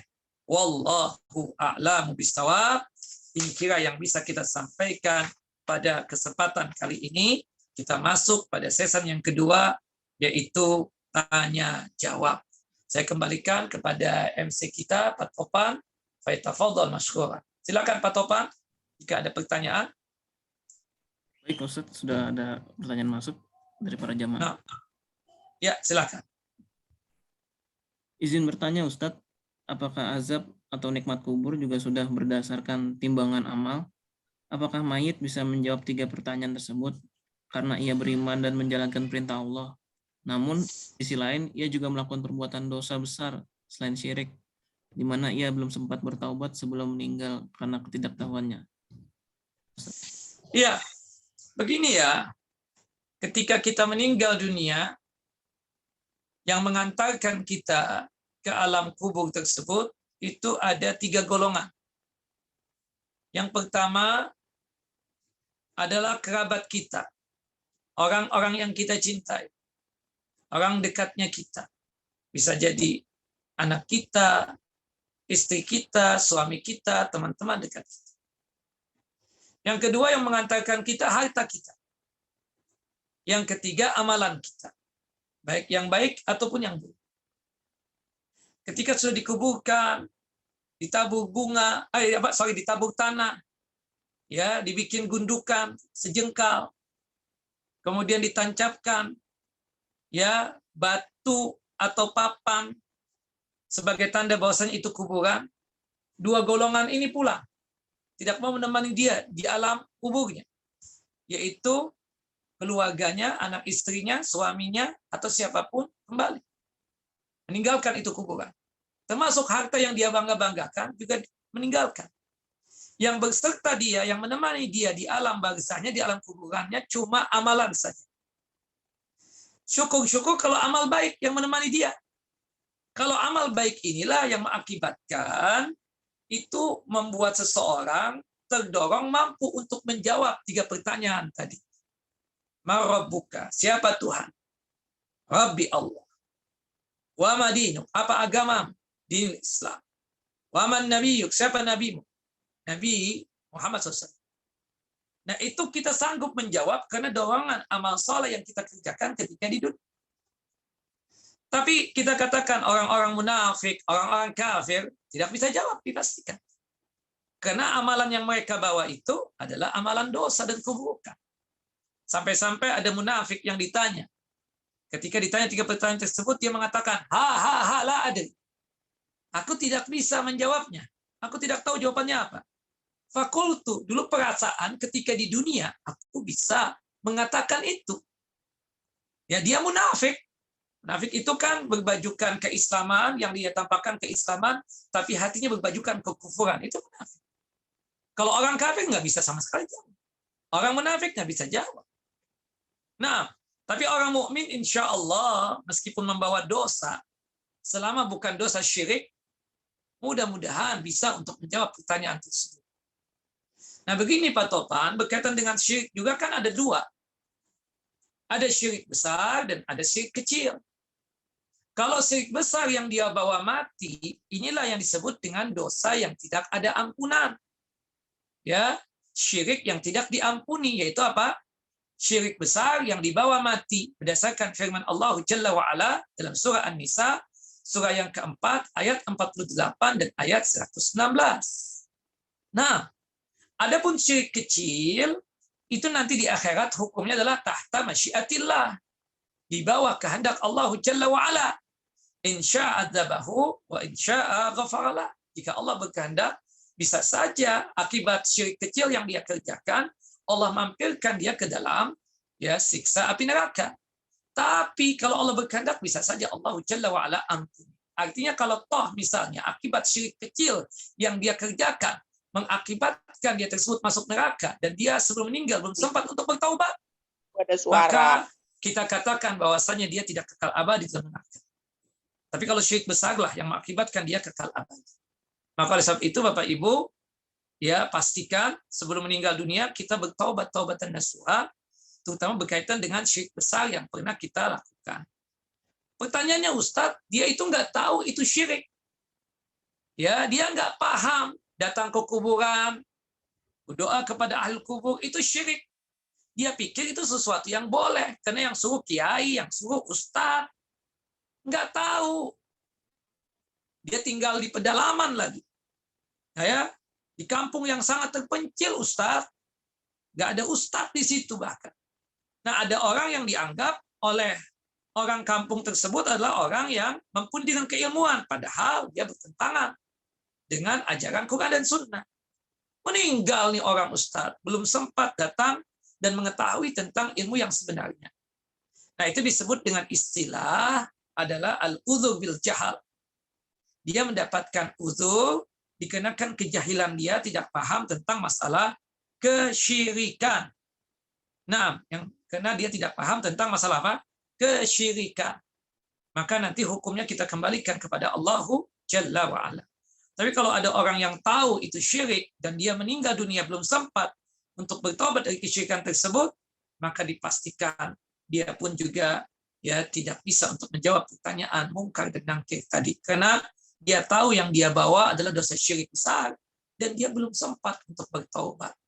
Dia meninggal dalam kondisi apa? Su'ul khatimah. Meninggal dalam kondisi yang jelek. Nauzubillah min dzalik. Begitu Pak Topan kira-kira. Nah. Baik, Pak Ustadz, ada pertanyaan masuk lagi. Nah. Izin bertanya Pak Ustadz, bagaimana dengan azab kubur? Apakah ada istirahatnya?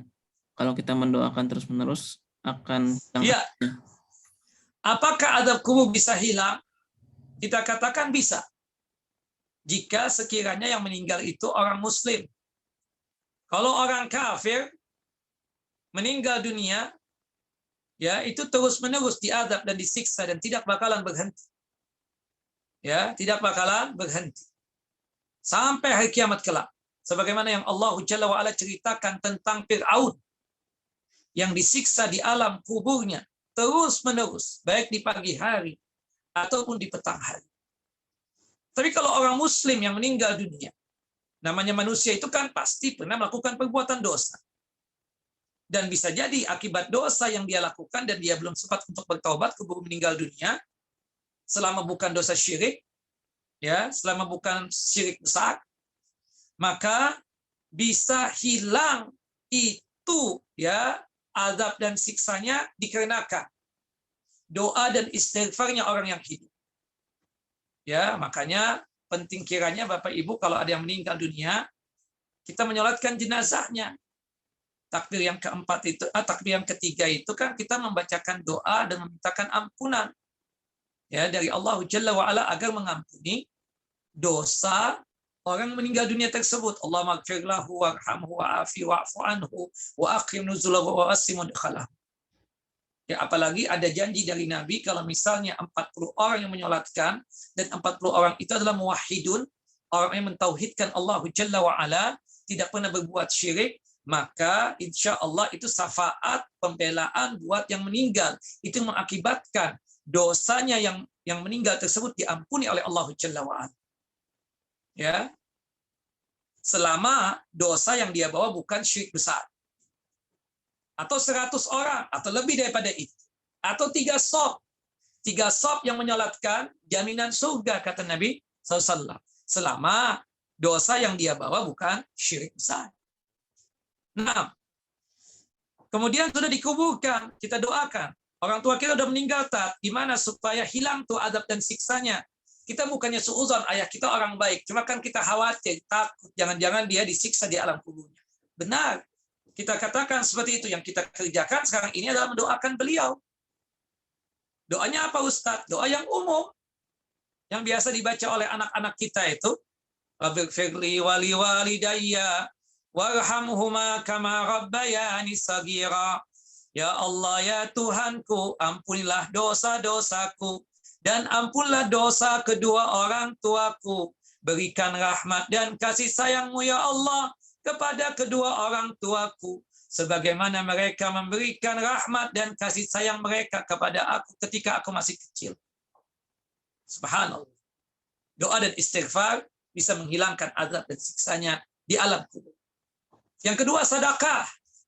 Kita yang hidup ini bersedekah atas nama orang yang sudah meninggal dunia. Bersedekah atas nama orang yang sudah meninggal dunia, atau bersedekah atas nama saudara yang sudah meninggal dunia, atau bersedekah atas nama teman yang sudah meninggal dunia. Bisa Ustaz? Bisa terhapuskan dosanya. Bisa terhapuskan siksanya. Bisa hilang siksanya. Dalilnya Ustaz, hadis dari Abu Hurairah radhiyallahu an. Qala, berkata Abu Hurairah, datang seorang sahabat laki-laki dan berkata kepada Nabi, "Ya Rasulullah, inna abi taraka mala." Abahku meninggalkan harta warisan. Yang warisannya itu lumayan banyak. Abahku tidak berwasiat apa-apa. Tapi aku dan saudara-saudaraku ya Rasulullah ingin bersedekah atas nama ayah. Pertanyaanku ya Rasulullah, hal yukaffiru anhu? Apakah jika aku bersedekah atas nama abahku yang sudah meninggal dunia tadi, apakah bisa menghapuskan dosa-dosanya? Yang artinya bisa menghilangkan azab dan siksanya di alam kubur? Kata Nabi, ya, nah, bisa menghapuskan dosa-dosanya. Dalam riwayat yang lain, hadis dari Ibunda Aisyah dan hadis Abdullah bin Abbas, ada seorang sahabat namanya Sa'ad bin Ubadah datang kepada Nabi SAW dan mengatakan, "Ya Rasulullah, ya Nabi Allah, inna abi mata. Inna ummi tufiyat. Inna ummi tufiyat. Ibuku telah meninggal dunia. Inna ummi tufiyat wa ana ghaibun anha." Pada saat ibuku meninggal dunia, aku tidak ada di tempat. Pertanyaanku ya Rasulullah cuma satu. Apalaha ajrun in tasaddaqtu laha? Jika aku bersedekah atas nama ibuku, pahalanya sampai enggak untuk ibuku? Bermanfaat enggak buat ibuku? Bisa mengampuni dosa-dosanya enggak? Bisa menghilangkan azabnya enggak? Kata Nabi, "Na'am." Ya. Bisa. Nah, jadi kalau orang mukmin, bapak dan ibu, itu bisa menghilangkan azabnya di alam kubur. Termasuk kan kita tahu dalam satu hadis yang sahih, hadis dari Abu Hurairah radhiyallahu an, ada seseorang yang masuk surga dikarenakan doanya anak yang soleh dan solehah. Sampai orang yang masuk surga ini merasa keheranan karena mendapatkan martabat dan derajat yang tinggi di surga. Dia pun bertanya kepada Allah Jalla wa Ala, "Ya Rabb, anna li hadhihi?" Ya Allah, sebab apa aku mendapatkan nikmat surga yang begitu luar biasa ini? Yuqalu lahu, dikatakan kepada orang tersebut, "Bistighfari waladika laka." Anakmu yang saleh salehah selalu memintakan ampunan dari Allah Jalla wa Ala agar engkau diampuni dosa-dosamu dan dimasukkan ke dalam jannah dan surganya Allah Jalla wa Ala. Nah, makanya Rasulullah SAW itu setelah menguburkan mayit selalu berkata kepada para sahabatnya ridwanul ajmain yang hadir di pemakaman, yaitu sahabat laki-laki, "Istaghfiru li akhikum was'alu lahu tasbit fa innahu al-an yus'al." Tolong antum yang datang ke pemakaman ini, mintakan ampunan dari Allah Jalla wa Ala agar sahabat kita yang meninggal dunia ini diampuni dosa-dosanya, dan berdoa kepada Allah agar sahabat kita yang meninggal dunia ini sanggup untuk menjawab pertanyaan mungkar dan nakir. Nah, seperti itu. Yang jelas, Bapak dan Ibu yang dimuliakan oleh Allah Jalla wa Ala, untuk adab dan siksanya orang kafir terus-menerus tidak berhenti. di alam kuburnya. Nah, untuk orang muslim, ya meninggal dalam kondisi muslim, tapi dia disiksa, diazab dikenakan dosa yang pernah dia lakukan ketika di dunia, itu pun juga bisa hilang, bisa terhapuskan dengan doanya orang yang masih hidup, atau bisa dengan sedekahnya orang yang masih hidup, atau hajinya dan umrahnya orang yang masih hidup untuk dia, atau amalan-amalan yang lain. Wallahu a'lamu bissawab. Tapi untuk orang kafir, ila yaumil qiyamah, terus-menerus diazab dan disiksa. Tidak berhenti siksaan. Wallahu a'lam bissawab. Begitu kira-kira. Nah, Baik Ustaz, ada pertanyaan masuk lagi. Silakan. Ya, apa hukum khatam Quran untuk orang meninggal? Di daerah saya, jika ada orang meninggal, ada kajian khatam Quran selama seminggu oleh pengurus masjid. Tafadhol, Ustaz. Iya. Bapak Ibu, kita dalam beramal, beribadah ini sebagai cara untuk menjalankan apa yang Allah perintahkan dan Rasulullah perintahkan, beramalnya, beribadahnya sesuai dengan apa yang diajarkan oleh Nabi kita Muhammad SAW. Nah, arti daripada kalimat ya kita mengucapkan bersaksi bahwasannya Muhammad bin Abdullah utusan Allah, itu konsekuensinya adalah tidak ada orang yang layak untuk kita ikuti dan untuk kita contoh dalam beramal dan beribadah kecuali Nabi kita Muhammad SAW. Nah, artinya dalam setiap kali beramal, pastikan 2I sebagai syarat diterimanya amalan kita. 2I itu yang pertama ikhlas. Ikhlas itu artinya beramal karena Allah. Dan ini syarat yang pertama dari terimanya amalan kita. Tapi tidak cukup dengan ikhlas toh. Harus ada I yang kedua, yaitu ittiba. Beramalnya kita sesuai dengan tuntunan dan ajaran Nabi kita Muhammad SAW.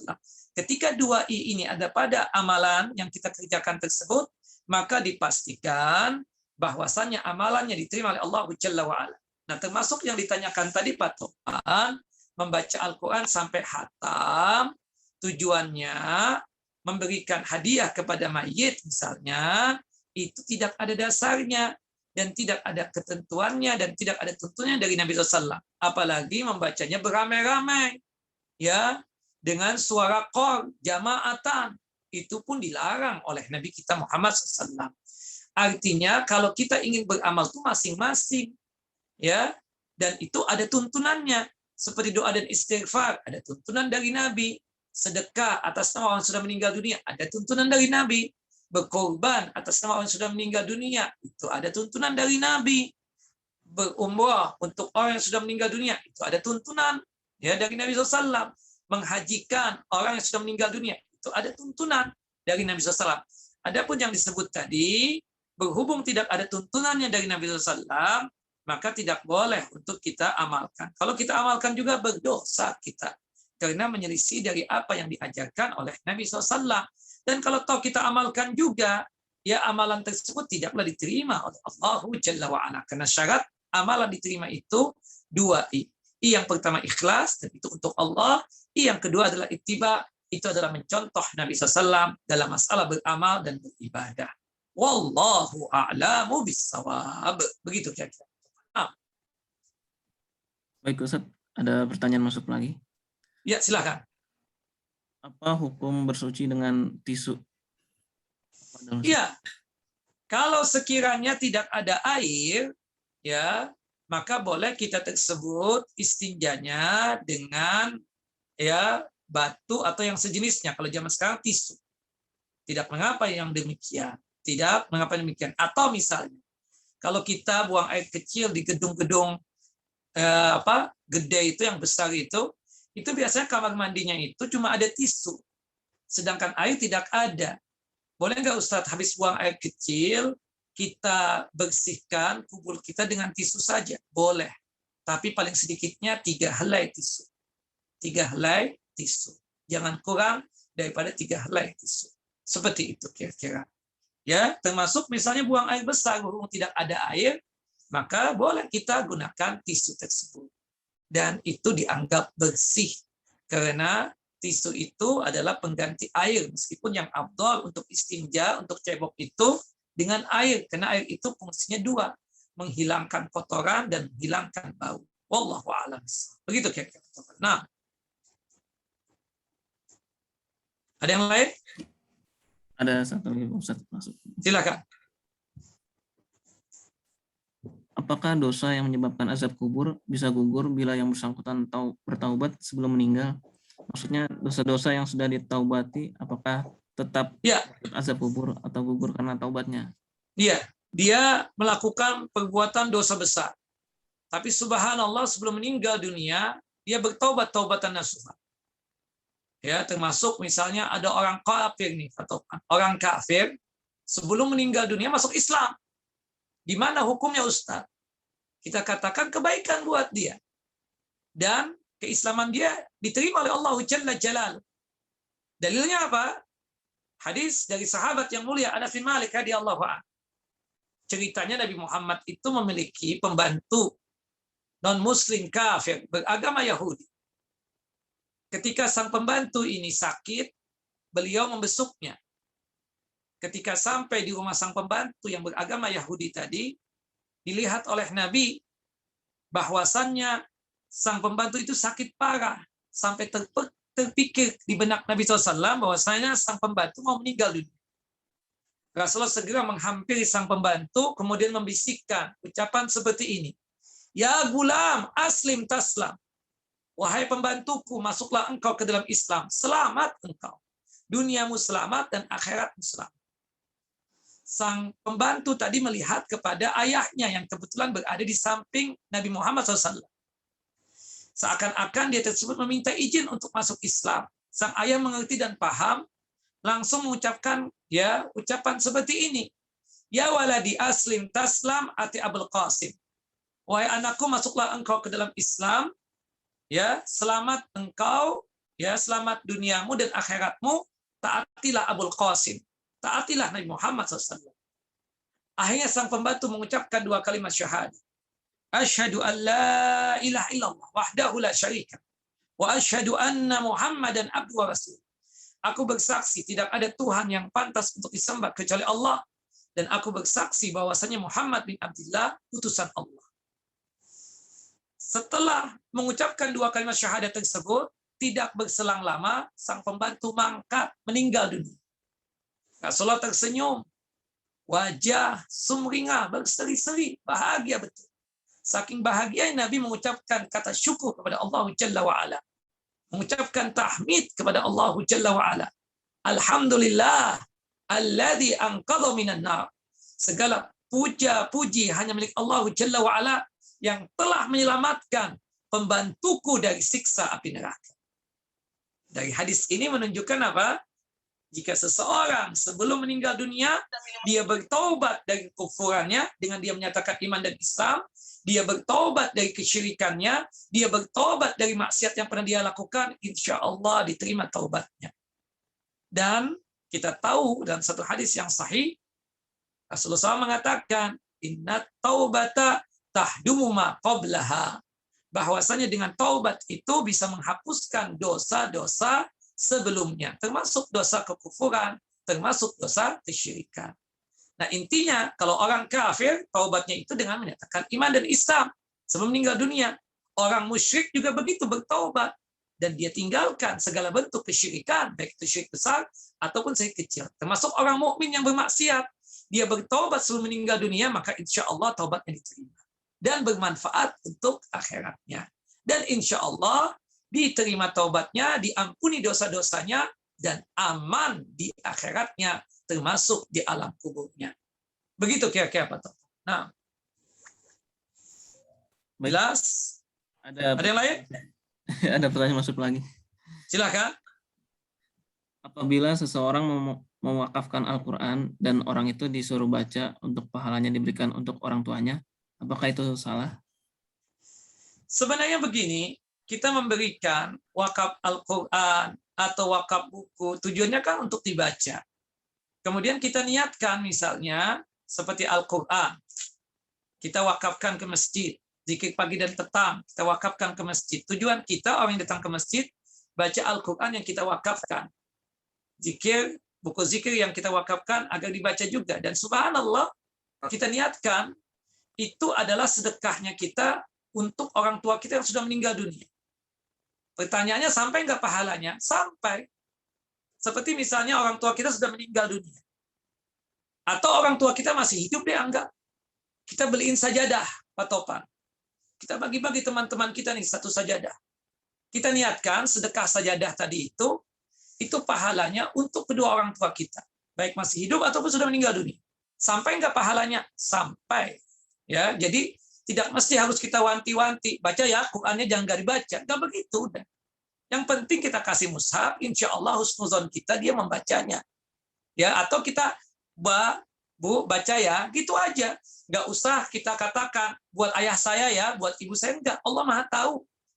Toh kita kan niatan wakaf Quran tersebut atas nama ayah kita, atas nama ibu kita. Atau kita kasih sajadah, itu sedekah yang kita niatkan atas nama ayah bunda kita. Dan sampai pahalanya kepada ayah bunda kita. Begitu kira-kira. Dan hukumnya boleh. Ya, cuma teknisnya saja tadi yang salah. Kita katakan nggak mesti harus kita paksa orang itu untuk membaca Al-Quran. Kita kasih dengan bahasa kita nih Pak. Baca Quran ya Pak ya. Mudah-mudahan bermanfaat buat Bapak dan buat saya. Mudah-mudahan ini jadi pahala buat kita semua ya. Seperti itu aja ungkapannya Pak Topan. Wallahu a'lam bishawab. Tidak boleh tuh yang secara khusus kita bagi-bagikan Al-Quran, kita kumpulkan dia di masjid atau di rumah kita. Suruh baca masing-masing dari Al-Quran yang kita wakafkan. Nggak begitu teknisnya. Masing-masing aja mereka baca di rumah mereka. Atau mungkin kebetulan kita wakafnya ke masjid. Setiap kali ada orang yang datang ke masjid, dia ngambil Al-Quran yang kita berikan tersebut. Alhamdulillah kita katakan, insya Allah dapat pahalanya kan. Seperti itu. Sama halnya nih. Ada orang wakaf sajadah. Kalau seluruhnya sih Alhamdulillah kita katakan. Seluruh masjid ya saya. Begitu dong harusnya. Ini enggak. Dia cuma 2 sop atau 3 sop. Kemudian pesan khusus. Maaf, Ketua DKM, tolong ya, karpet saya ditaruh yang paling depan. Nah, kita kan nggak tahu. Bisa jadi nih Bapak, karpet antum itu yang terbaik. Mungkin ditaruh paling depan. Tapi bisa jadi karpet antum ternyata yang kurang ya kualitasnya dibandingkan karpet yang dikasihkan oleh orang lain. Nah, pada ujungnya ditaruhlah karpet itu di belakang. Apakah antum nggak ada pahala ketika bersedekah seperti itu, yang dimana karpetnya diletakkan di belakang? Tentu tidak seperti itu. Insya Allah ada pahalanya. Ya, seperti itu kira-kira. Jangan beranggapan kalau kita sudah mengasih karpet itu, kita nggak ada pahalanya kalau nggak dipakai kan? Seperti itu. Wallahu a'lam bishawab. Jadi intinya bersedekah dengan mewakafkan Al-Quran atas nama orang tua kita yang sudah meninggal dunia, pahalanya sampai. Itu kira-kira Pak Topan. Wallahu a'lam bishawab. Nah, cukup ya? Masih ada satu lagi Ustaz terakhir. Monggo, silakan Pak Topan. Nah, Izin bertanya Ustaz, apakah kita harus menzahirkan taubat kita Ustaz? Misalnya maksiat kita itu sudah tahunan lalu dan atas kesadaran tidak mengulangi lagi. Cukupkah dengan kesadaran atau kesalahan itu Ustaz? Kesalahan kita diampuni? iya. Syarat taubatan nasuha atau taubat yang diterima oleh Allah Jalla wa'ala kan 3 syaratnya. Yang pertama kita katakan adalah ikhlasnya kita bertaubat. Artinya karena Allah Jalla wa'ala, bukan karena manusia. Ya, jangan taubat sambal kan, seperti itu. Ikhlas karena Allah. Ya, ada orang kadang kita katakan dia itu suka mabuk, Pak Topan. Kemudian dia bilang, "Ana udah taubat nih." Oh, kenapa kita bilang? Kita kan agak kepo misalnya. Habis fulus nggak ada lagi. Ya udah deh. Lebih bagus taubat aja kan. Fulus juga nggak bisa beli ini, beli itu yang berkaitan dengan sesuatu yang memabukkan. Nah, itu bukan ikhlas. Atau ada orang sudah tua nih. Sudah setruk, Pak Topan. Dia dulu penzina, suka berzina, datang ke tempat pelacuran. Taubat, dia bilang, ya udah tua ya, udah setruk begini. Anak taubat deh. Ya, taubatnya itu karena dia sudah setruk. Kalau bukan karena setruk, nggak taubat tuh orang. Nah, berarti kan nggak ikhlas. Ya kan, seperti itu. Na'udzubillah, ikhlas karena Allah. Wallahu a'lam. Nah, yang kedua, al-azam, keinginan keras. Untuk tidak mau melakukan perbuatan itu dosa lagi. Yang ketiga, an-nadam, rasa penyesalan. Ya Allah, kenapa sampai melakukan itu ya? Nah, itu tanamkan dalam diri antum dan cukup antara antum dengan Allah Jalla wa'ala. Ya kan? Nah, adapun nanti mengiklankan itu sebagai wujud, ya artinya apa ya, kita katakan kepercayaan orang kepada kita. Kita ditanya, saya tanya Pak Topan, si Fulan itu udah tobat benar Pak Topan dari ini? Udah Ustaz, udah, Anda tahu betul. Nah, kenapa Ustaz? Kan enggak, dia itu ingin ya belajar din agama. Ya, dia bilang udah taubat. Ini. Saya nggak apa-apa sih, takutnya dia belum, khawatirnya masih melakukan itu, suka mabuk dan lain sebagainya, takutnya nanti mabuk di majelis taklim, itu yang saya takutkan. Oh enggak, alhamdulillah Ustaz udah taubat, anak tahu betul. Nah, artinya kan hal seperti itu kan secara tidak langsung mengiklankan orang itu sudah bertaubat. Nah, seperti misalnya dia itu dulu rentenir, ya, kemudian dia tersebut mau ngasihkan sedekah atau apalah kepada satu yayasan fisabilillah. Kita tanya Pak Topan, tuh orang benar sudah taubat dari riba? Udah Ustaz, udah. Kenapa Ustaz? Dia mau sedekah. Ambil, takutnya harta haram ini. Nah, makanya kita tanya, udah Ustaz sudah taubat. Sudah hilang, dia dagang sekarang, bisnis alhamdulillah maju. Nah, itu kan tujuannya dia menghabarkan itu bukan apa-apa, agar orang itu percaya dengan apa yang sudah dia lakukan. Tapi intinya satu, berkaitan dengan taubat dan nasuha itu, ya cukup dia dan Allah Jalla wa'ala. Betul-betul ikhlas karena Allah Subhanahu wa ta'ala. Nah, adapun tentang dia mengucapkan kepada seseorang itu ya untuk menunjukkan bahwasannya dia sudah meninggalkan maksiat, dia sudah menjadi orang baik, hingga orang yang ada di sekitarnya percaya kepada dia dan mau berteman dengan dia. Karena bagaimanapun kita ya khawatir juga berteman dengan orang narkoba misalnya. Takutnya dia masih bawa narkoba. Kemudian Pak Topan, yang jemput siapa Pak Topan? Si Fulan. Pak, maaf nih Bang Topan, dia kan dulu narkoba. Anak nggak tahu dia sudah tobat atau belum. Udah Ustaz. Enggak, takutnya dia bawa di mobil nih. Ketangkap aja, kan kita jadi malu seluruhnya ini. Benar-benar Ustaz. Antum selidiki dulu deh Pak Topan. Benar tobat enggak? Nah, itu kan kita apa ya? Dia kudu wajib mengiklankan kalau misalnya dia tersebut sudah tobat dari yang namanya narkoba itu. Karena kadang ada rasa khawatir terbawa-bawa nanti kita satu mobil dengan dia, tahu-tahu lagi sedang play atau di sakunya ada barang haram tadi. Nauzubillah ya kan? Nauzubillah kan seperti itu. Nah, itu kita bukan mau apa ya, mau pudul atau mau sifatnya tersebut membongkar aibnya manusia, enggak. Cuma kekhawatiran karena ada hubungannya dengan kita, seperti itulah. Jadi memang ada hal-hal yang berkaitan dengan taubat yang ya secara umum, secara umum kita katakan taubat itu antara dia dengan Allah Jalla wa'ala. Tapi ada hal-hal yang kudu dia harus iklankan itu taubat. Karena itu berkaitan erat dengan manusia yang lain. Supaya manusia yang lain percaya tentang pertaubatan dia tersebut. Apalagi yang berkaitan dulu dia pernah menipu orang, mengambil harta orang. Ketika dia datang kepada orang untuk meminta pinjaman, tentu orang akan berpikir ulang. Jangan-jangan dia belum bertobat. Dia sekedar modus doang dengan ucapan taubat tadi. Nah, maka oleh sebab itu dibuktikanlah, diiklankanlah bahwasannya dia sudah bertaubat taubatan nasuha. Begitu kira-kira Pak Topan. Wallahu a'lam bishawab. Nah, cukup ya? Cukup Ustaz.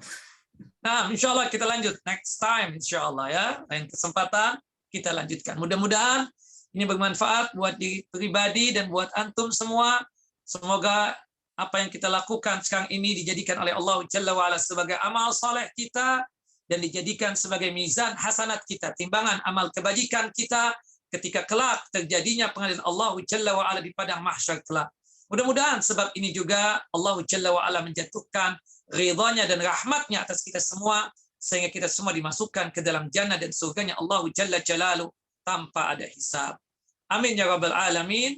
Wa sallallahu nabiyana Muhammad wa ala ali Muhammad kama sallaita ala Ibrahim wa ala ali Ibrahim innaka Hamidun Majid. Allahumma barik ala Muhammad wa ala ali Muhammad kama barakta ala Ibrahim wa ala ali Ibrahim innaka Hamidun Majid.